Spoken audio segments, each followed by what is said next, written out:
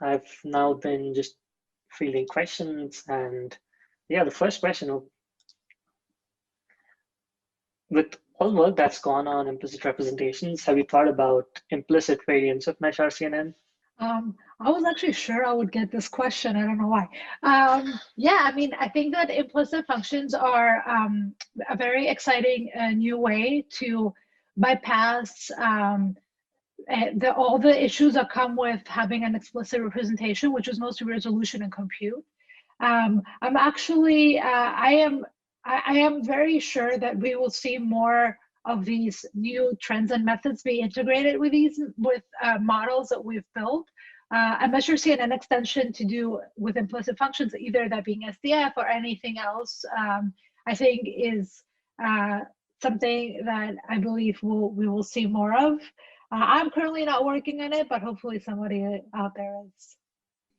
So, can you comment on the differences between the differentiable renderer you use here and those that have become popular with approaches like NUF?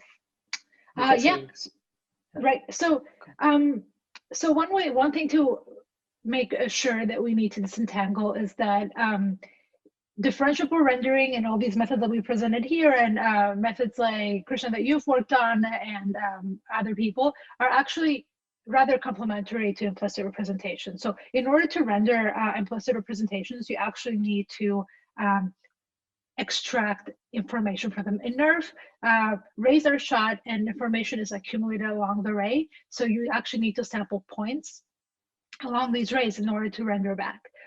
So actually point cloud renderers can be used even with implicit functions with an intermediate step of sampling points, which is also what happens in NERF. So these approaches are not orthogonal at all. They're actually complementary. Implicit functions offer a way of how you represent the 3D world, the 3D scene, but rendering assumes that you need to sample explicit points on that scene in order to render back. So I wanted to make that clear that it's not two different ways. They're actually very much entangled. Thanks.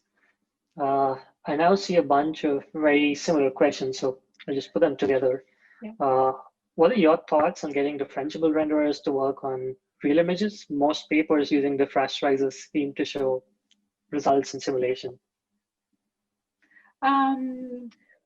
Well, I think that this is a matter of, I don't think there is any reason why we're not doing it on real images. Like we have the technology, of course, compute and memory time.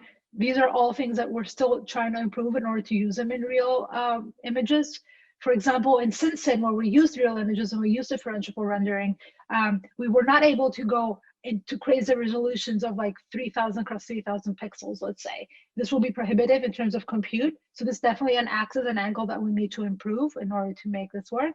But I think it's mostly about people being interested in doing the work in real images rather than synthetic data. So I guess my job here is to urge you to work on real pixels. That brings us right to the next question, like 3D seems to have a dataset problem. Do you agree? And what are potential mitigation strategies to move away from ShapeNet if it makes sense? Yeah, like I agree. Data has been a problem throughout computer vision, I would say. 20 years ago, if you asked a computer vision researcher, they would say, oh, we have no data. And so now it's like, this is a problem that will stick with us. 3D definitely suffers more.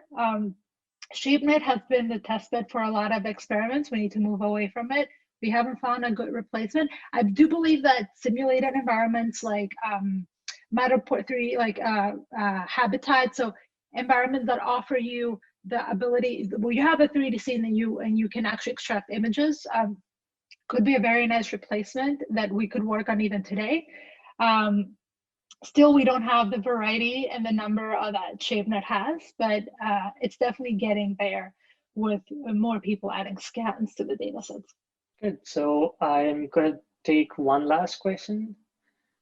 And have you used these models for different kinds of downstream tasks like segmentation or object detection? And how do they perform relative to methods that don't use differentiable rendering? Great question. Yes, we actually have, and this is sort of the kind of work that I am personally interested in, trying to see how we can use these ideas and methods for traditional tasks, for object recognition, in 2D, but also in other dimensions like time or even or 3D as well. How they actually work very well. So it's not a method. It's harder to get into. It's hard to understand. It's hard to set up than a lot of the models that we are currently working on. But there is very much hope that we can use them and build on top of them to do even more, which is a limitation of current ways that we are doing 2D object recognition, which is very tied to the fact that it's 2D, but it doesn't have to be.